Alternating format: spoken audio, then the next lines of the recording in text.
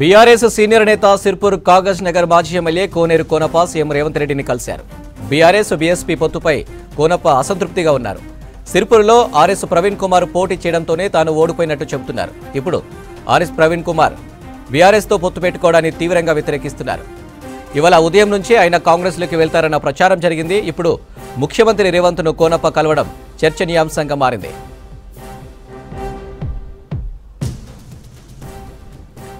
సీఎంతో కోనేరు కోనప్ప భేటీపై మరింత సమాచారం సత్యం లైవ్ ద్వారా అందిస్తారు. సత్యం, సీఎంను కోనేరు కోనప్ప ఎందుకు కలిశారు? అప్డేట్స్ ఏంటి?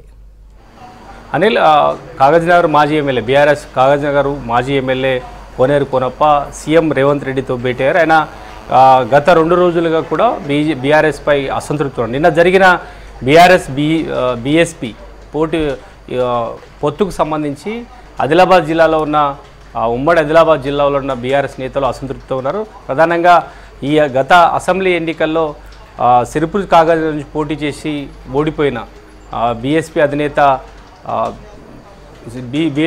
ఎస్పీ ఆర్ఎస్ ప్రవీణ్ కుమార్ నిన్న మాజీ ముఖ్యమంత్రి కేసీఆర్తో భేటీ కావడం, బీఆర్ఎస్ పార్టీతో పొత్తును ప్రకటించడం, వచ్చే పార్లమెంట్ ఎన్నికల్లో 2 పార్టీలు కలిసి పోటీ చేస్తాయని కూడా చెప్పడంతో ఇక అక్కడి నుంచి బీఆర్ఎస్ అభ్యర్థిగా పోటీ చేసిన మాజీ ఎమ్మెల్యే కోనేరు కోనప్ప పార్టీపై అసంతృప్తితో ఉన్నారు. ఆయన నిన్న నుంచి కూడా కాంగ్రెస్ పార్టీలో చేరుతారని కూడా చర్చ సాగుతూ వస్తుంది. కానీ ఆయన ఎక్కడ అధికారికంగా ప్రకటన చేయలేదు. ఈరోజు ఉదయమే ముఖ్యమంత్రి రేవంత్ రెడ్డితో ఆయన నివాసంలో భేటీ అయ్యారు. ఆయన త్వరలో కాంగ్రెస్ పార్టీ కండువా కప్పుకోవడానికి సిద్ధమవుతున్నారు చెప్పండి. ఇక కేవలం కోనేరు కోనప్పనే కాదు, మాజీ మంత్రి ఇంద్రకరణ్ రెడ్డి అదేవిధంగా ముదల్ ఎమ్మెల్యే విఠల్ రెడ్డి కూడా అసంతృప్తిగా ఉన్నట్టు బీఆర్ఎస్ పార్టీలో చర్చ సాగుతూ వస్తుంది. ఎందుకంటే ఆర్ఎస్ ప్రవీణ్ కుమార్ ఆదిలాబాదులో దాదాపు 3-4 నియోజకవర్గాల్లో కూడా ప్రభావం చూపారు. కేవలం ఆయా నియోజకవర్గాల్లో బీఆర్ఎస్ పార్టీకి సంబంధించిన సిట్టింగ్ ఎమ్మెల్యేలు ఓడిపోవడానికి కూడా ఆర్ఎస్ ప్రవీణ్ కుమారే ప్రధాన కారణం అంటూ కూడా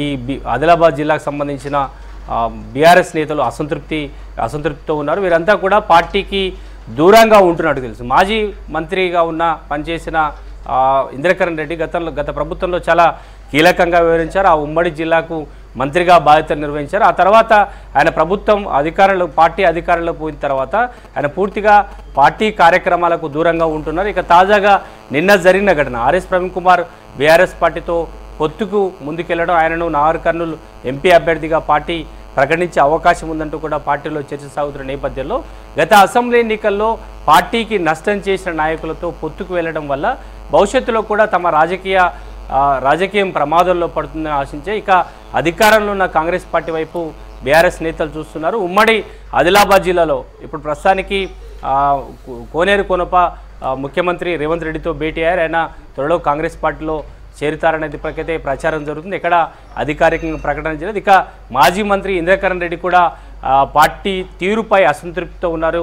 ఇక ముదోల్ ఎమ్మెల్యే విఠల్ రెడ్డి కూడా ఇప్పటివరకు ఎలాంటి ప్రకటన చేయలేదు, కానీ ఆయన కూడా అసంతృప్తిగా ఉన్నట్టు తెలుస్తుంది. ఇది వరుసగా బీఆర్ఎస్ పార్టీకి షాక్ ఇస్తుందని చెప్పొచ్చు. ఎందుకంటే సిట్టింగ్ ఎమ్మెల్యే ప్రస్తుతానికి ఈ అసెంబ్లీ ఎన్నికలో గెలిచిన 7 ఎమ్మెల్యేలు సీఎం రేవంత్ రెడ్డితో భేటీ అయ్యారు. కానీ తాజాగా జరిగిన పార్లమెంట్ ఎన్నికల నేపథ్యంలో తాజాగా జరిగిన రాజకీయ పరిణామాలు, ఇక ఇప్పుడు పార్లమెంట్ ఎన్నికల పరిస్థితులను గట్టెక్కడానికి కలిసి వచ్చే బీఎస్పీని కలుపుకొని పోవడానికి బీఆర్ఎస్ పార్టీ పొత్తుతో ముందుకెళ్లడానికి ప్రయత్నం చేసిన పార్టీ నేతలతో చర్చించకుండా, ప్రధానంగా ఆదిలాబాద్ జిల్లాలో ఆ పార్టీకి సంబంధించిన కీలక నేతలతో చర్చించకుండా పార్టీ నిర్ణయం తీసుకోవడాన్ని ఆ పార్టీకి సంబంధించిన మాజీ ఎమ్మెల్యేలు అసంతృప్తిగా వీరంతా కూడా పార్టీ వీడుతారనే ఒక చర్చ అయితే సాగుతుంది. ప్రస్తుతానికి కోనేరు కోనప్పతో ఈ భేటీ ఆగిపోతుందా, లేక మిగతా మాజీ ఎమ్మెల్యేలు కూడా కాంగ్రెస్ పార్టీ వైపు చూస్తారని మాత్రం బీఆర్ఎస్ పార్టీలో ఆసక్తి కలిగించిన అంశంగా చెప్పొచ్చు.